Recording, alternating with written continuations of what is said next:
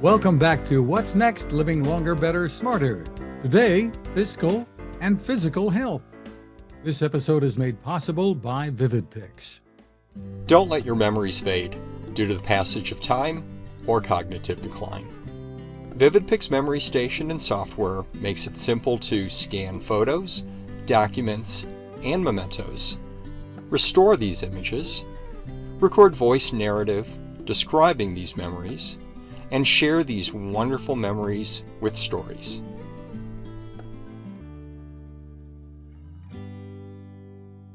We want to congratulate VividPix CEO Rick Voigt on winning the coveted Gold Stevie Award 2024 Maverick of the Year Consumer Products and Services in the 22nd Annual American Business Awards. Rick is a true age tech maverick. Congratulations. I'm Fred Fishkin along with Mary Furlong. Hi, Mary. Hi, Fred. Is it really the month of May already? I hope everyone has enjoyed the beginning of spring. It's been so lovely here. All the roses are in bloom, and we have some very interesting guests that are going to help us live a longer and better. Well, first, a focus on money. With us is Adam Davis, Vice President of Financial Health, Inclusion, and Liquidity at Capital One. Hi, Adam. Hello, thank you for having me. Adam, thank you for taking the time to join us on our podcast. You have some very interesting new research about older consumers, and in some ways it's very encouraging. 86% of Americans, including older adults, are digitally literate and well equipped to use digital platforms for banking. That's right. That's right. And when we talk about digitally literate, we mean that, in today's digital age where banking is critical to managing your finances, whether you're paying bills online or checking your account balances or sending money to friends, there's a digital aspect to all of that. So digitally literate is being able to do those activities, but to do them safely by avoiding things like scams or phishing attacks. Which are very difficult to detect, I think, for many older people. But the numbers aren't as encouraging when it comes to another category. Just 40% of consumers don't have financial proficiency. Can you explain what that means? That's right. So financial proficiency or financial literacy is about having a handle on the basic concepts it takes to improve your financial well-being, how to make informed financial decisions and help you towards your financial goals. So when you put those two things together, both the digital literacy and the financial literacy, we have a new term we call digital financial literacy, and only 55% of consumers in the US are digitally financially literate. It's interesting that you found 74% of adults over 65 have basic financial knowledge and can protect themselves from scams, compared to just 28% of 18 to 24-year-olds. A lot of people, boy, they're going to have their eyes open by that. It was fascinating. The digital literacy is high across the board, but it's even higher for those that are 65 years and older. And I think part of what's been driving that is both life experiences, but also the fact that scammers and those that are phishing have targeted older Americans more, which requires them to spend time thinking about these and making sure that they can appropriately handle anything that comes their way.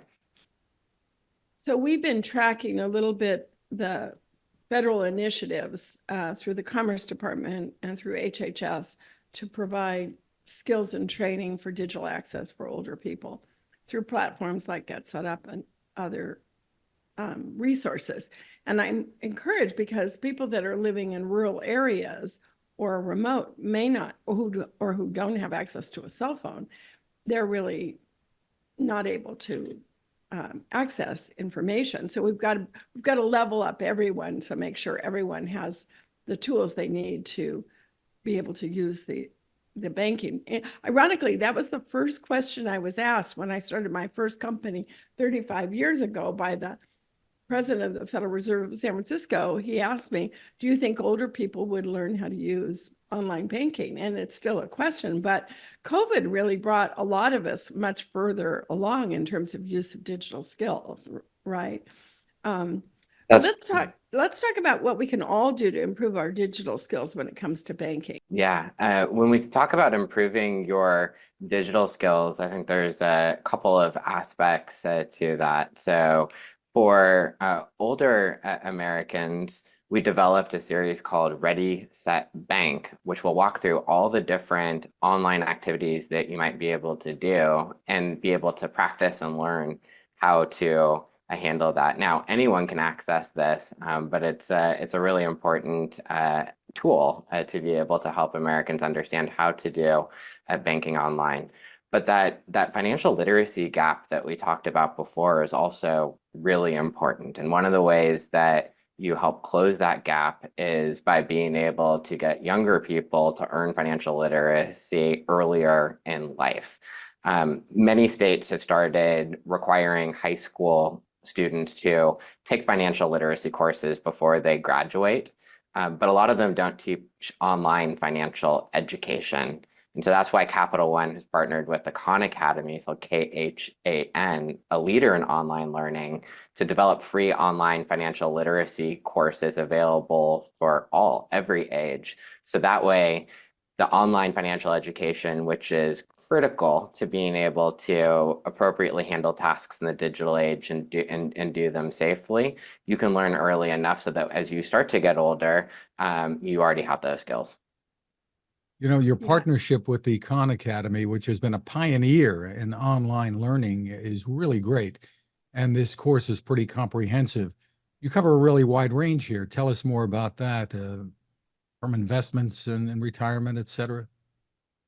Absolutely. Investments, retirement, budgeting, building credit. There are courses that are designed to meet all of the basic components that you need to be financially literate and online. And at the same time, they're done in bite-sized pieces that allow you to learn as you go, so you don't have to do it all at once. You have the phrases in inclusivity, I think, and liquidity in your title there. Tell us more about that and what the efforts are.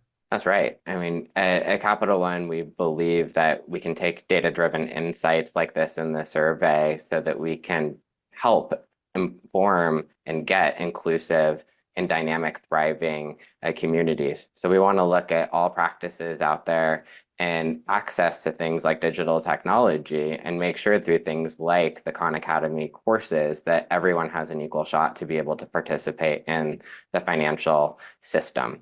And so inclusivity is really, really important to us.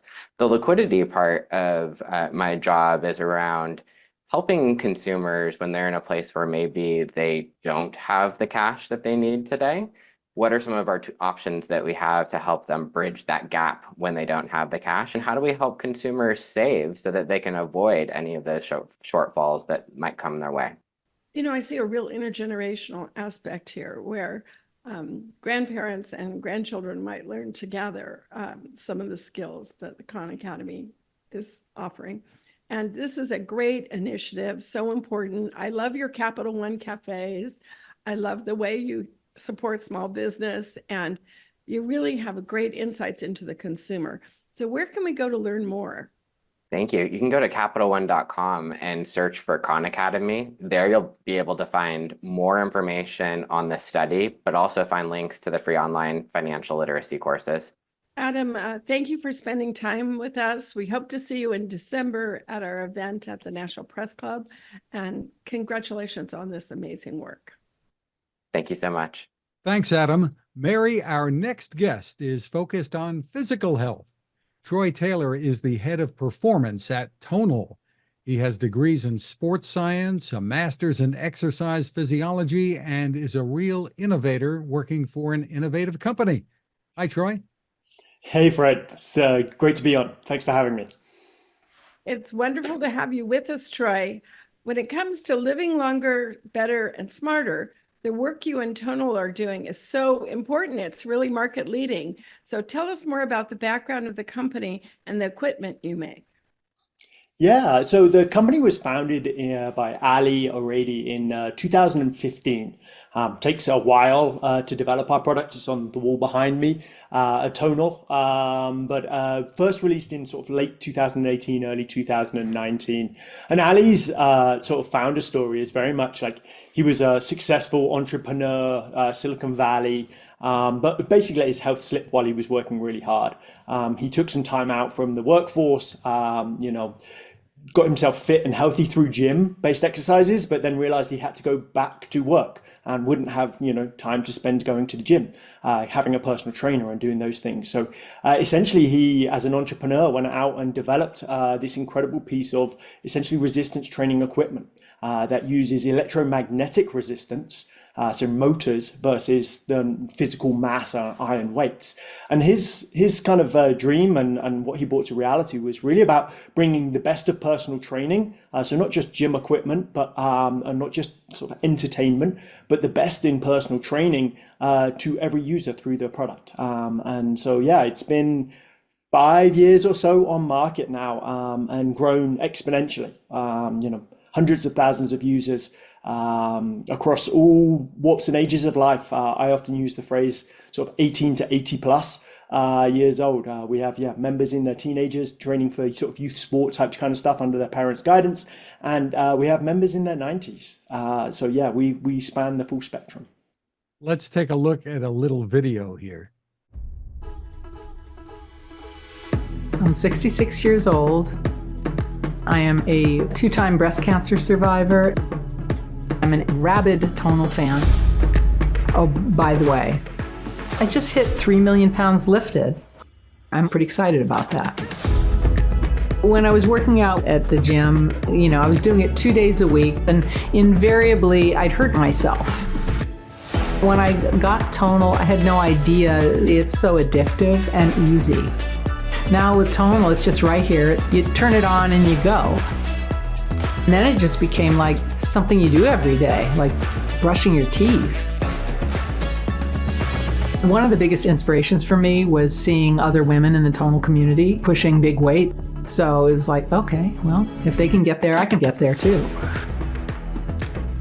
When I hit my 1 million pounds, I remember how excited I was posting that one. I actually did that on my 65th birthday.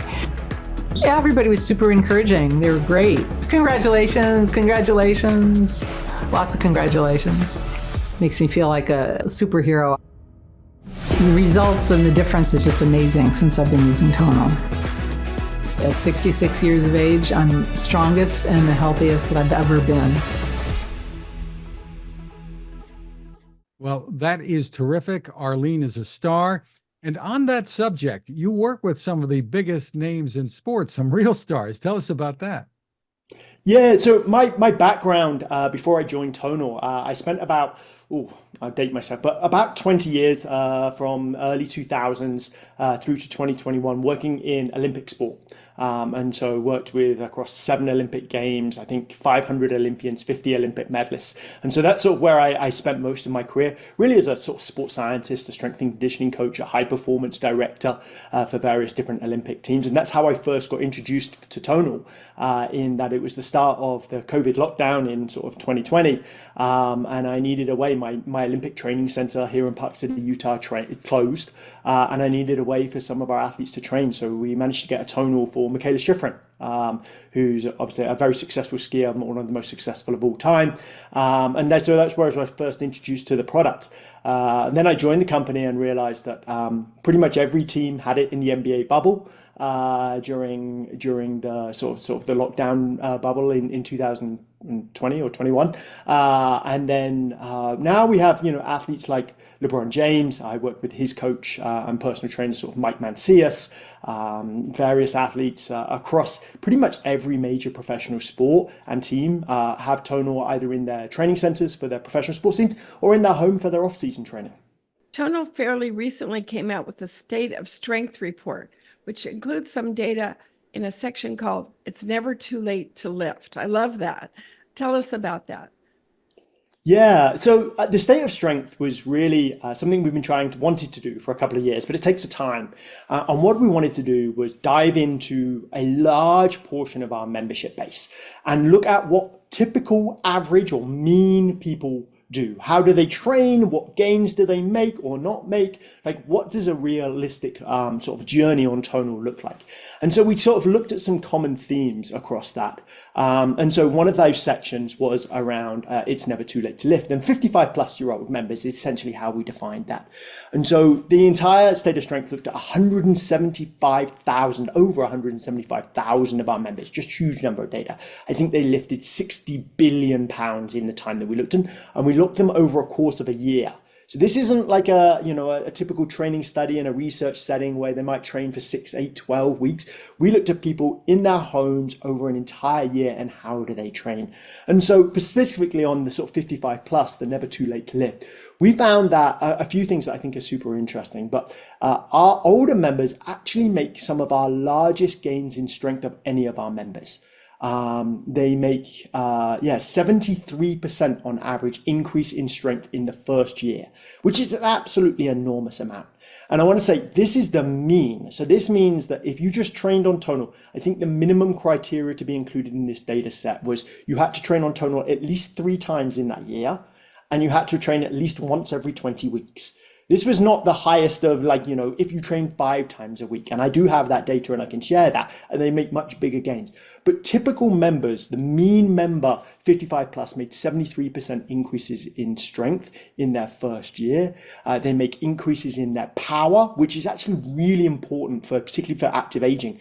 Strength is sort of the fundamental piece that you need. You need the strength, but actually it's power that is better associated with activities of daily living and maintaining those. You think about getting up of the chair, maybe when you're a little older, it's a slow movement. It's about force over time. It's about going upstairs quickly. It's about crossing the road quickly, having gait speed. They're all power activities. And so we see massive increases in strength. We see massive increases in power.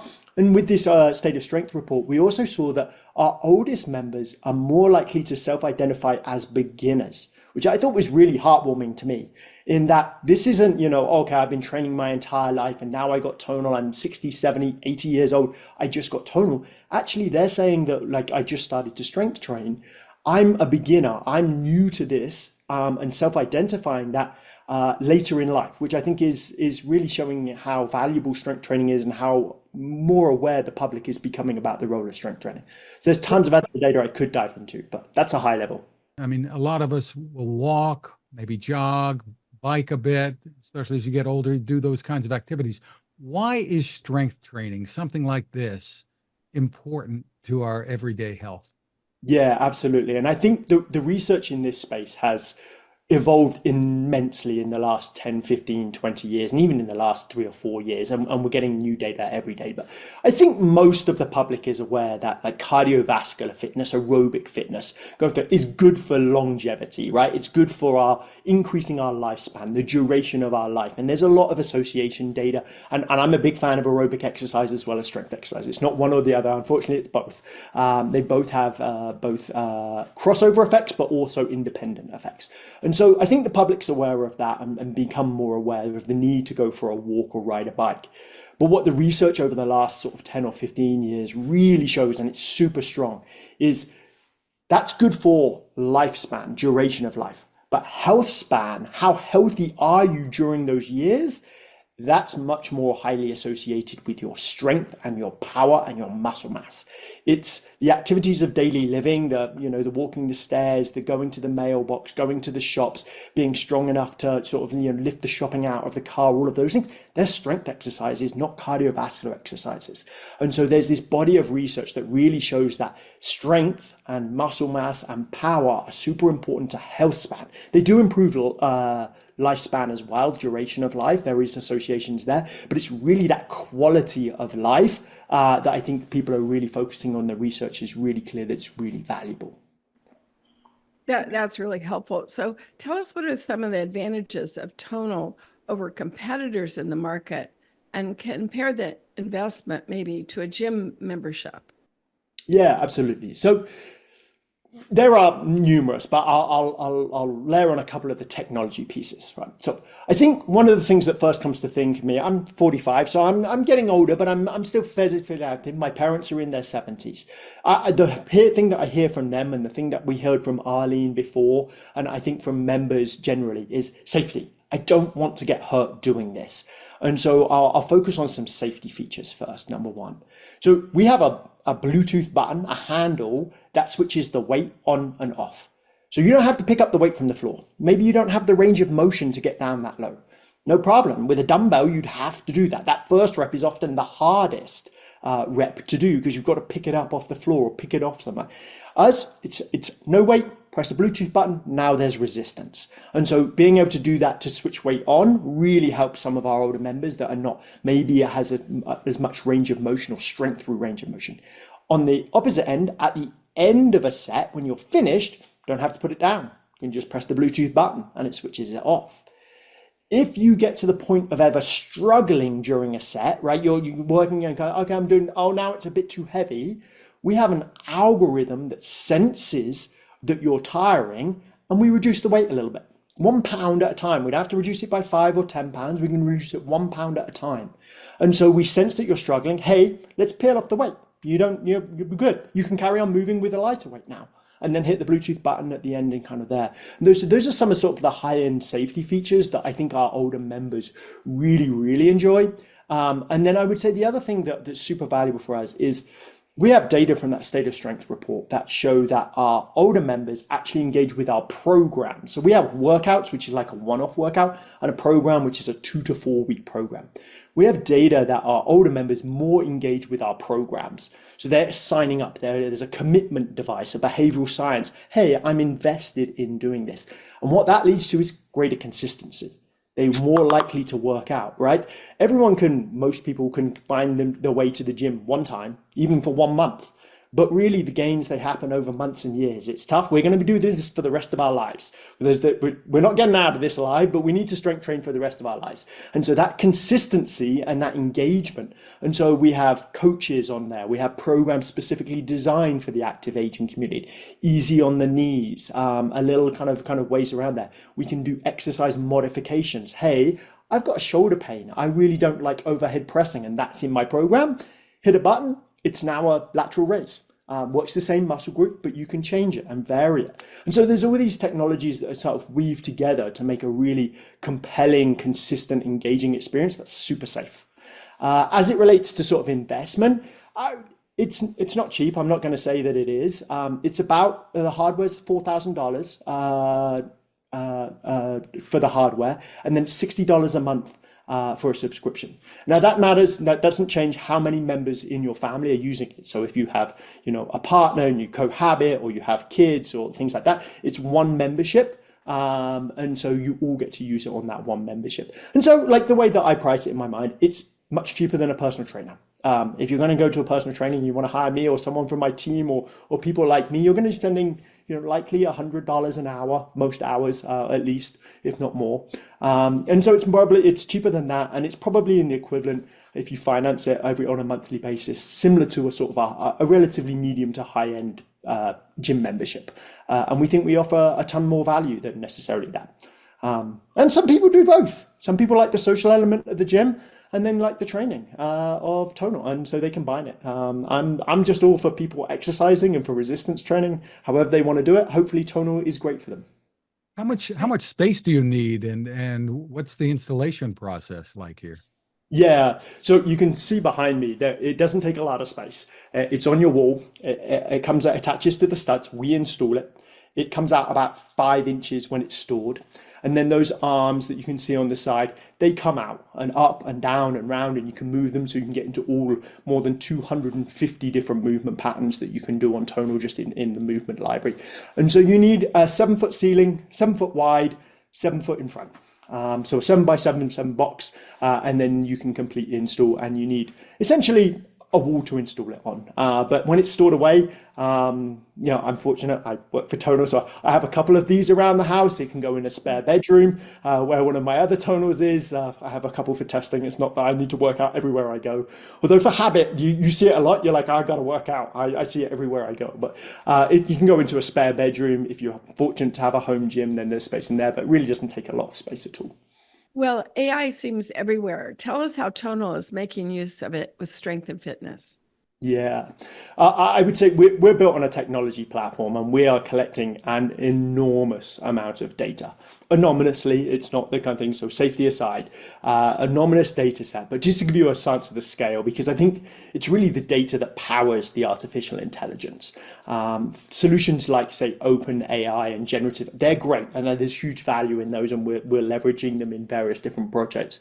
But it's really the proprietary data set. It's why, honestly, in my opinion, someone like Tesla is so valuable because they've been driving around collecting all this data for so long that they have a competitive advantage. We have much like that as it relates to strength training. So just in terms of the size, so you get a sense of it, we're talking about, I think 190 plus billion pounds has been lifted on Tonal, 35 million training sessions, 600 million sets, 6 billion reps. Just, it's mind-numbing. I like to think I was good at data and I'd be in Excel and I could even write a line of code of R. I see our data set and I'm like, I need PhD data scientists. Thankfully, we have a lot of those to work for us to really understand. So that's sort of the size of it. How do we use it? It really comes in a ton of different ways. A lot of those algorithms that I started talking about sensing stuff, whether you're failing, whether you're struggling or not, they're AI-based machine learning algorithms. We have a phone app called SmartView, which essentially gives you a pose estimation model. So it projects a video onto Tonal of you moving, your movement patterns, and then it essentially overmaps a skeleton on your body using pose estimation, an artificial machine learning algorithm, and it tells you form feedback. Hey, you didn't quite go low enough that time, or your right arm is slightly, lower than your left, or the speed was too quick or too slow. So it gives you all these coaching cues based on an artificial algorithm. And then we tell a ton around program recommendations. You imagine that data set, those thousands of users that are generating. We know what people are going to like, what not they're going to like. And a lot of that is based on machine learning algorithms. Hey, based on you're 55 years old, you've told me you're male and you're a beginner.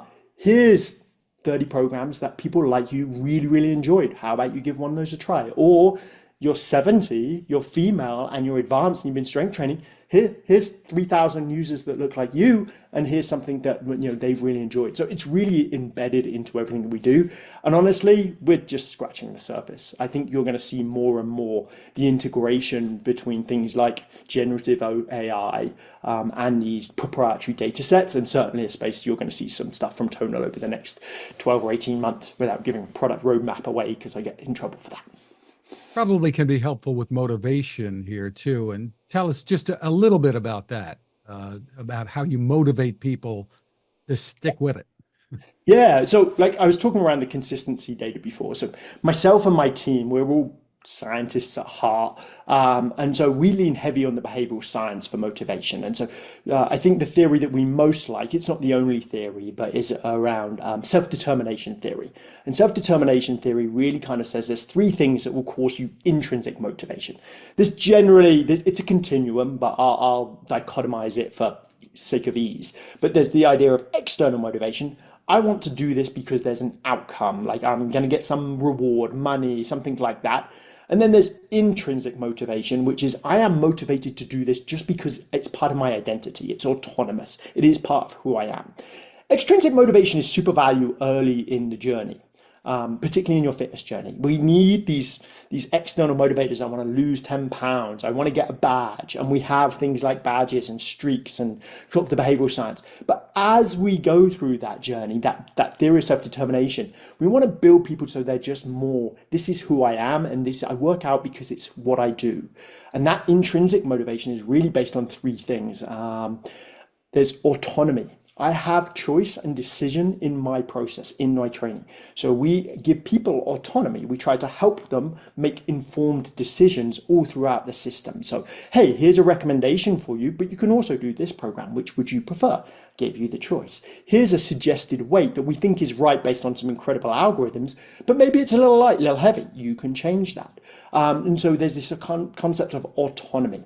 The other one is competency. So I want to feel, for me to be intrinsically motivated, I need to feel confident that I can do this. All of those safety tools are a nod to competency, right? They're giving you safety factors. I'm going to be okay. I can do this. Things like that smart view form feedback is building your competency. We also have like beginner programs, intermediate programs, and advanced programs. So you can sign up to something that you know the level, autonomy and competency. And the third is relatedness or connectedness.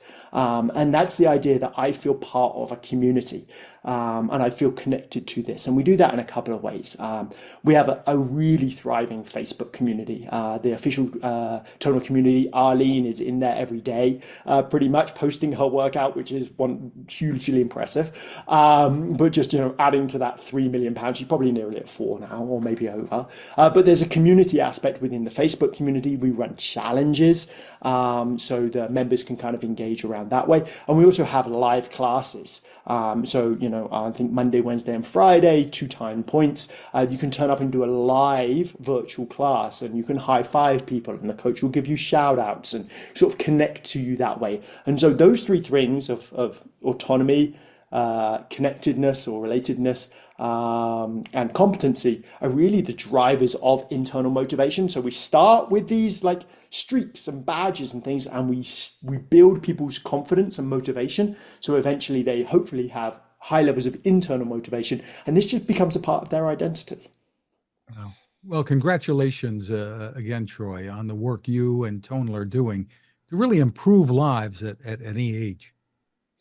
Thank you. Yeah, I feel hugely privileged to be able to impact people and to impart some of the things that I learned from some of the best athletes in the world, and work with, honestly, an incredibly talented group of individuals, from software engineers and hardware engineers and designers and product managers and everyone, to really try and bring an incredible product to people that, honestly, is only getting better on the day. The more data that we get, the more time that we get, we improve it on a literally a daily basis. We so appreciate you spending time with us. I'm feeling inspired fiscally and physically. This is a strong podcast. Thank you. Strong in many ways. The site for more info is Tonal, TONAL.com. Thanks again to Troy and to Adam Davis from Capital One. And of course, we want to thank our sponsor for this episode, Vivid Pix. Learn more about the new Memory Station stories at vivid-pix.com. We appreciate you for spending time with us. You can always find more at maryfurlong.com/podcast.